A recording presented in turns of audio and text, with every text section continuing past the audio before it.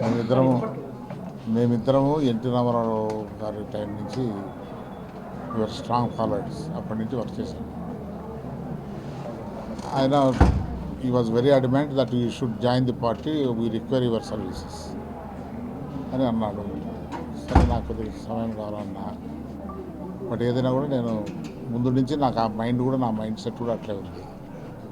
ఈ రాష్ట్రం present chief minister చేసే పాలసీస్లో అభివృద్ధి లేదు, రాదు అనేది నా దృఢ విశ్వాసం. కాబట్టి ఇది నాకు కొద్దిగా మార్పు ఉండాలనేది ఆలోచన విధానంలోనే ఇప్పుడు కలవటం కూడా జరిగింది. ఎందుకని మీరు పార్టీలోకి చేరాలనుకుంటున్నారు? అంటే చెప్పాను కదా, పదవి ఇచ్చింది కదా వైసీపీ. పదవి 2 సంవత్సరాలు రాజ్యసభ వదిలినాను నేను. 2 years రాజ్యసభ వదిలినా. పదవి నాకు ముఖ్యం కదా. Society is important. Society has given me all these things. Sir, మీరు గమనించిన అంశాలు ఏంటి? మీరు వ్యతిరేకించడానికి కారణం ఏంటి? కారణాలు డీటెయిల్డ్ ప్రెస్ కాన్ఫరెన్స్లో చెప్తాను. అంటే మీరు కూడా చార్టెడ్ అకౌంటెంట్, ఆర్థిక పరిస్థితి, రాష్ట్రంలో ఉన్న పరిస్థితి గురించి ఏమన్నా మీరు అబ్జర్వ్ చేశారా? మీరు ఏం చెప్పబోతారో దానికి ఎక్కువగానే ఉంటుంది. అట్లుంది పరిస్థితి. రేపు 11 లక్షల కోట్ల రూపాయల అప్పు కట్టాలి. ప్రతి ఒక్కడి చర్మం ఊడగొడతారు ఈ రాష్ట్రంలో ఏ ముఖ్యమంత్రి వచ్చినా. ఎట్లా కడతారు అప్పు? జగన్మోహన్ రెడ్డి గారు చేసిన నిర్వాకానికి ఏ విధంగా అప్పులు కడతారు? ఎక్కడి నుంచి డబ్బు వస్తుంది? డబ్బు వచ్చే పరిస్థితి లేదు. ఇన్కమ్ జనరేషన్ సోర్సెస్ లేవు, క్రియేట్ కాలే. ఏదన్నా అక్కడ తెలంగాణలో ల్యాండ్స్ అమ్మినట్టు కోకాపేటలో 140 కోట్లు, ఆ విధంగా రియల్ ఎస్టేట్ కూడా వాల్యూ లేదు అక్కడ. సో ఈ అప్పులు ఎట్లా కడతారు? ప్రజల దగ్గర నుంచి పన్నులు వసూలు చేస్తేనే కట్టేది. అందులో ప్రజల చర్మం చేస్తారు. అంటే మీరు చాలా సీనియర్, ఈ అంశాలన్నీ ముఖ్యమంత్రి దృష్టికి ఇతింది పార్టీ ఎందుకు తీసుకెళ్ళలేదా? పార్టీలో ఏం జరిగింది మీకు ఎందుకు చెప్తాము? బయటకు వస్తున్నారు కదా పార్టీలు ఇప్పుడు that will be the last resort. When you change the party, that will be the last resort. For every mistake you can't change the party. చిన్న మిస్టేక్స్ కింద పార్టీలు మారుకుంటే ఇంకా ఏముంటుంది? సరిదిద్దుకోలేని తప్పులు చేశారండి చాలా. రేపు ఎంతవరకు దిద్దుకుంటారు చూద్దాం. మీ జోబీ ఒకటి ఊడిపోతే మా 2 నెక్స్ట్ ఎలక్షన్లో ఎలా ఉంటుంది పరిస్థితి అనుకుంటారు? మీరు సీనియర్ రాజకీయ నేత 83 నుంచి వస్తున్నారు. మీరు ఎలక్షన్లో ఏ విధంగా ఉండబోతుంది? మేము ఇంతవరకు బావిలో ఈదినాం, పూర్తి ఈదలేదు. మీరు పూర్తి ఇస్తున్నారు కాబట్టి మీరు in better position to decide ఏ విధంగా ఉంటుంది. మేము ఒక కప్ప మాదిరి బావిలో ఈదినాం, మాకు అంతవరకే తెలుసు. పరిస్థితి ఎక్కువగా మీకు తెలిసి ఉంటుంది. ప్రజల మూడు తెలియట్లేదా మీకు ఎట్లా ఉంటుంది? ఈ విధంగా చేస్తే ప్రజల మూడు ఎట్లుంటుంది? బాగుంటుంది. ప్రజల మూడు బాగుంటే రూమ్లో వేసి కొడతా అంటే ప్రజల మూడు బాగుంటుందా? అంటే మీరు ఆ పార్టీలో ఉన్నారు కదా, ఎప్పుడన్నా చెప్పి చూసారా ఇలాంటి ప్రాబ్లమ్స్ రెక్టిఫై చేసుకోవాలని? పార్టీలలో అవకాశాలు ఉండే చోట మాట్లాడుతుంటాం. మీ సలహాలు తీసుకోలేదా? ఏ పద్ధతిలో అక్కడ ఫంక్షనింగ్ జరుగుతుందని తెలుసు కదా. చెప్తానే కదా మాకు తెలిసింది.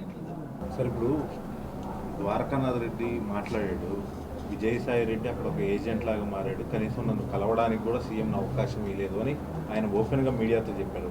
మీరు సిట్టింగ్ ఎమ్మెల్సీగా అక్కడి నుంచి వచ్చారు. మీకు అలాంటి సీఎం కలిసి మీరు ఎదుర్కొంటున్న సమస్యలు కానీ, ప్రజలు ఎదుర్కొంటున్న సమస్యలు కానీ చెప్పే అవకాశం రాలేదా? ఇందాక తీసుకెళ్లే ప్రయత్నం చేశారా మరి మీరు ఈ విషయాలన్నీ? ఇప్పుడు నేను ఎందుకు చెప్పింది మీరు తీసుకెళ్ళగలుగుతారు అని చెప్తాను. తీసుకెళ్ళగలిగారా? నేను అదే కదా చెప్పింది. తీసుకెళ్ళినా కూడా అది తాగేదానికి ఇష్టం లేనప్పుడు తాపించలేరు అంటుంది.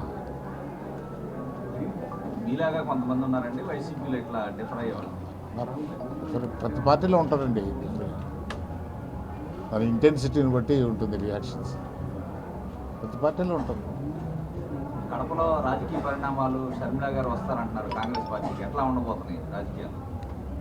నాకు రానిండి మన తర్వాత ఇంకా రావాలా? వస్తున్నది అన్నారు. 4th కదా, రేపు కదా. మీరు కడప జిల్లా వాళ్ళు కదా, ఎట్లా ఉండబోతున్నాయి అక్కడ పరిణామాలు ఆప్షన్కి వస్తే అనేది? ఎందుకు ఆ ఫ్యామిలీ ఫోకస్గా ఎందుకు రాజకీయాలు ఉండాలా?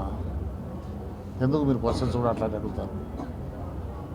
ఆ ఫ్యామిలీ ఫోకస్డ్గా క్వశ్చన్స్ ఎందుకు అడుగుతారు? మీకు వేరే అడగండి, ప్రజల సమస్యలు అడగండి. సార్ మీలాగా ఇంకా అదే అసంతృప్తివాదులు ఇంకా ఆ పార్టీలో చాలా మంది ఉన్నారు, వాళ్ళు కూడా పార్టీని వీడే అవకాశం ఉందని కూడా చాలా మంది. మీరు ఎప్పుడైనా ఊహించారని నేను అసంతృప్తిగా ఉన్నాను? నేను ఎప్పుడు నా అటువంటి వాళ్ళు ఇంకా ఎంతమంది ఉంటారు? మీకు తెలియదు కదా నేను అసంతృప్తిగా ఉన్నాను. అసంతృప్తి అంటే పదవులు లేకేం కాదు. పదవులు ఉన్నా కూడా సాటిస్ఫాక్షన్ లేకుండా ఉన్నారు, ఇమ్మడలేకపోతున్నారు అంటున్నారు. వచ్చు, పదవులు లేకుండా ఉండేవాళ్ళు కూడా కొందరు ఉంటారు, పదవులు లేవని ఉండేవాళ్ళు కూడా ఉంటారు. అంటే ఎంతమందికి ఇవ్వగలుగుతారు పదవులు? అక్కడికి చాలా కార్పొరేషన్లు ఇచ్చాడు, చాలా అడ్వైజర్ పోస్టులు వేసాడు, చాలా ఉన్నాయి పోస్టులు ఏం తక్కువ లేవు గవర్నమెంట్లో, కానీ సాటిస్ఫాక్షన్ లేదంతే. ఎందుకని సాటిస్ఫాక్షన్ ఎటువంటి satisfaction? You should ask a fellow who is not satisfied. You can't ask me వాడు ఎందుకు సాటిస్ఫై కాలేదు నన్ను అడుగు తెలియనట్టు చెప్తా. ఎవరు సాటిస్ఫై కాలేదో వాళ్ళు అడుగుతూ చెప్తారు. అఫీషియల్గా తెలుగుదేశంలో ఎప్పుడు చేరుతున్నారు sir? I leave it to the leader.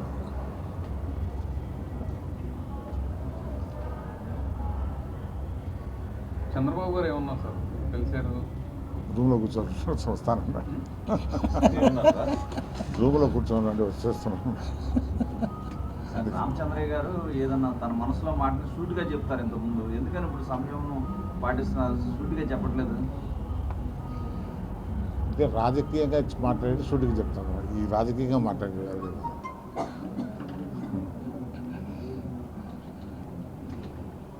కొద్దిగా టైం ఇవ్వండి చాలు, తర్వాత చెప్తాను. అంటే ఇంకా డైలమాలో ఉన్నారా? ఇలా నేను this type of mind since many months. డైలమాలో ఉంటే పార్టీ ఆఫీస్కి ఎందుకు రావాలి? ఎందుకు వస్తాను? చంద్రబాబు గారితో మీటింగు జరిగిన తర్వాత వారి కోరిక మేరకు రామచంద్రయ్య గారు లాంటి సీనియర్ మనం ఒక ఇంటలెక్చువల్ రాష్ట్రానికి కష్టకాలంలో ఉన్నదాన్ని మనం బెయిల్అవుట్ చేయాలంటే ఇటువంటి ఇంటలెక్చువల్స్, సమాజం మీద అవగాహన ఉన్నవాళ్ళు, సొసైటీ మీద అవగాహన ఉన్నవాళ్ళు, ఫినాన్షియల్ మేనేజ్మెంట్ మీద అవగాహన ఉన్నవాళ్ళు, పార్లమెంట్లో వాణిని వినిపించిన వాళ్ళు, కొన్ని చట్టాలు చేయటంలో చాలా ప్రాతినిధ్యం వహించిన వాళ్ళందరూ మనకు కావాలని చెప్పేసి వారు రిక్వెస్ట్ చేశారు. నేను రామచంద్రయ్య గారికి అదే కన్వే చేస్తే ఆయన ఈరోజు మార్నింగ్ ముగ్గురు మాట్లాడుకోవడం జరిగింది. రాష్ట్రం ఉన్న పరిస్థితుల్లో, గడ్డు పరిస్థితుల్లో మన బాధ్యత ఏంటని చెప్పేసి రామచంద్రయ్య గారు లాంటి వాళ్ళు ఆలోచించి ఇంకా చాలామంది ఈ రాష్ట్రాన్ని బెయిల్అవుట్ చేయాలంటే it's a need of the hour. సారాంశం అది. ఎట్టి పరిస్థితుల్లో ఈ రాష్ట్రాన్ని వారు చెప్పారు 11-12 లక్షల కోట్ల రూపాయల అప్పుల్ని మీరు రేపొద్దున మీ తరాలు కడతారా, మీ బిడ్డలు కడతారా, మీ భవిష్యత్ తరాలు కడతారా, ఎవరు కడతారు, ఎట్లా తీరుస్తారు, సోర్స్ ఆఫ్ ఇన్కమ్ ఏది అని అన్నారు మొదట్లోనే. కాబట్టి ఈరోజు ఉదయమే మీటింగ్ జరిగింది. మరిన్ని వీడియోస్ కోసం ఛానల్ ని సబ్స్క్రైబ్ చేయండి, లేటెస్ట్ అప్డేట్స్ కోసం వాట్సాప్ ఛానల్ ని ఫాలో చేయండి అండ్ లింక్ డిస్క్రిప్షన్ లో ఉంది.